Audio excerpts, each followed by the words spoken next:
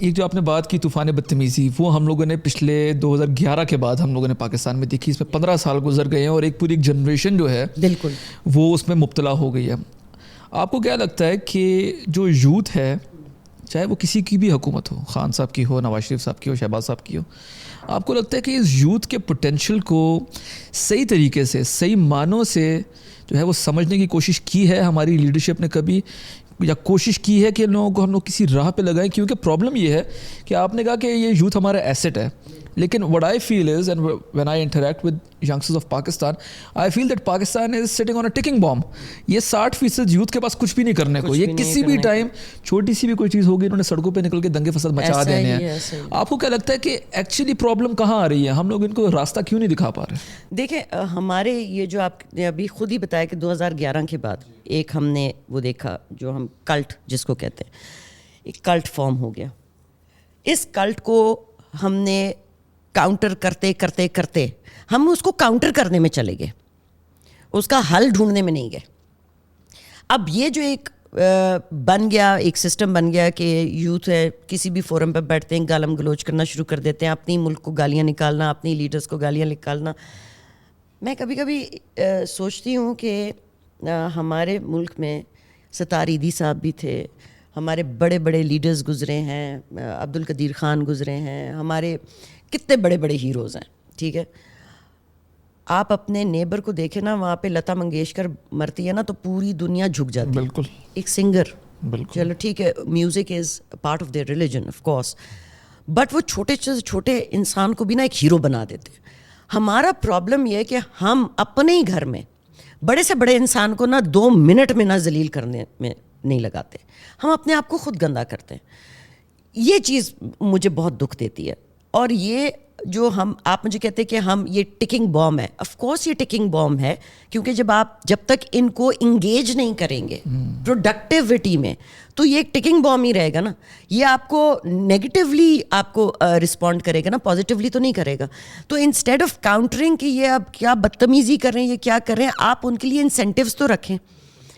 P M L N ہے، P M L Q ہے، Peoples party ہے، P T I ہے، جماعت اسلامی ہے، JUIF ہے، what ever the party is. I right now as a human being, first of all as a mother, because میرے بھی بچے ہیں، as a Pakistani I see and I am upset کہ یار what is the incentive for my children here in this country? What are they looking forward to? What is going to be their future? ہم لوگوں نے تو اسی ملک میں رہنا ہے، ہماری تو باہر کوئی جائیداد نہیں ہے، ہمارا تو باہر کوئی بزنس نہیں ہے، ہم لوگ تو وائٹ کالر جاب کرنے والے لوگ ہیں. پاکستان میں پڑھیں گے، پاکستان میں نوکری کریں گے یا کام کریں گے اور ادھر ہی مر کے ادھر ہی مٹی میں دفن ہو جائیں گے. تو ہماری یوتھ کے لیے جو انسینٹیوز ہیں نا، گورنمنٹ کو اس پر سوچنا چاہیے. ان کو ہم نے کیسے پروڈکٹیو بنانا ہے، اپنے ملک کی عزت اور بقا کو کس نے بڑھانا ہے، کیسے کرنا ہے، یہ ہماری گورنمنٹ انفارچونیٹلی ابھی تک نہیں سوچ رہی. پر اس کا حل کیا ہے؟ مطلب اگر آپ مجھے بتائیں، اگر آج کاف لیگ کی حکومت ہے، سالک صاحب از دا پرائم منسٹر، آپ ان کے ایڈوائزر ہیں، آپ ان کو کیا ایڈوائز کریں گے یوتھ کو کس طریقے سے جو ہے وہ پروڈکٹیوٹی کی طرف لے کے آیا جائے؟ دیکھیں، آپ کی پروڈکٹیوٹی اس طرح ہوتی ہے، آپ کے ڈفرینٹ ڈومینز ہوتے ہیں کنٹری کے. IT ہو گیا آپ کی. میں تو سب سے پہلے کہوں گی کہ اگر ہم اپنی یوتھ کو جو کہ بہت بہت کیپیسٹی رکھتی ہے، کیپیبل ہے، ہم اس کو ای کامرس کی طرف لے کے جائیں.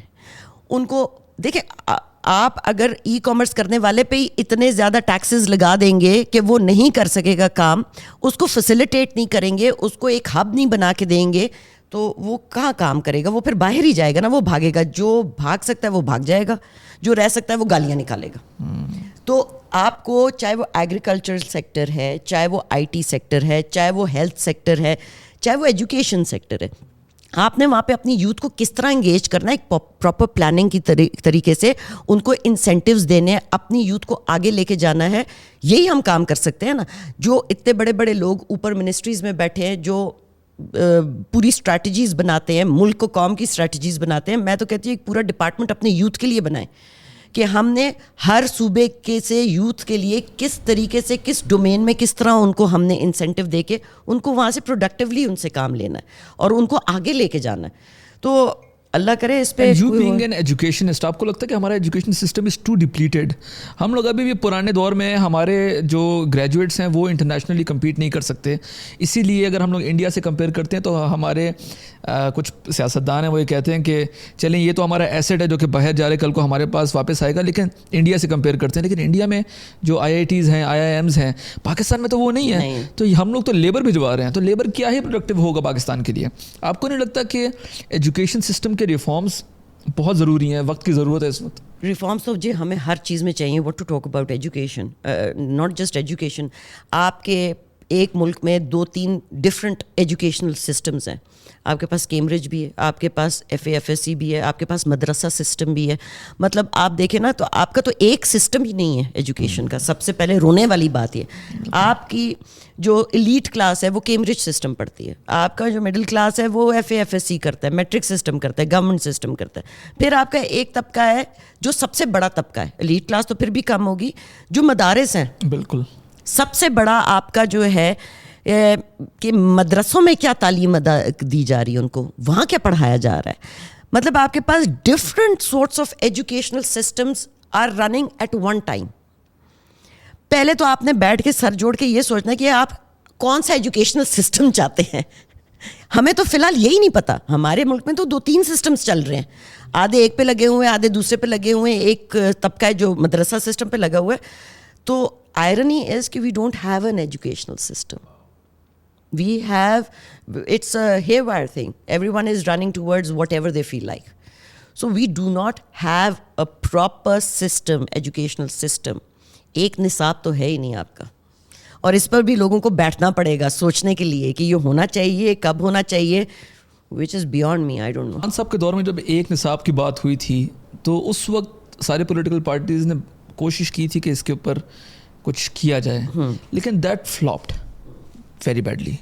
وٹ ڈو یو تھنک اس کی وجہ کیا ہے؟ یا ول کا ایشو تھا, یا خان صاحب کا وہ جو ایک طریقہ ہوتا تھا کہ میں جو کہہ رہا ہوں وہی بات ماننی ہے, باقی میں کسی کی نہیں سنوں گا, یا کیا تھا؟ کیونکہ بات تو ہوئی تھی اس دور میں بھی. بالکل ہوئی تھی, لیکن وہی والی بات ہے خان صاحب کا یہ کہنا. دیکھیں Khan Sahib was an elected prime minister, but he dealt the government like a dictator. He wanted to rule like a dictator. یہ کلیشز ان کے آتے رہے تھے. آپ ایک نصاب چاہتے تھے, آپ سب کو آن بورڈ لیتے, بات چیت کرتے, ہر کسی کی ان پٹ لیتے, ہر کسی کی سجیشن لیتے, سارے صوبوں کو آن بورڈ لیتے, تو شاید یہ چیز آگے چل جاتی. کیونکہ اس وقت یہ بات ہوئی بھی تھی اور political parties were not against it, they were for it and they wanted to pursue it. پھر آپ کی نیگوسیشنس پہ بات آ جاتی ہے, the way you handle things, اس پہ بات آ جاتی ہے, اس میں ناکامی ہو جاتی ہے. تو انفارچونیٹ کہ نہیں ہو سکا, لیکن اگر ہو جاتا تو کم سے کم ہم ایک ٹریک پہ چل جاتے ہیں.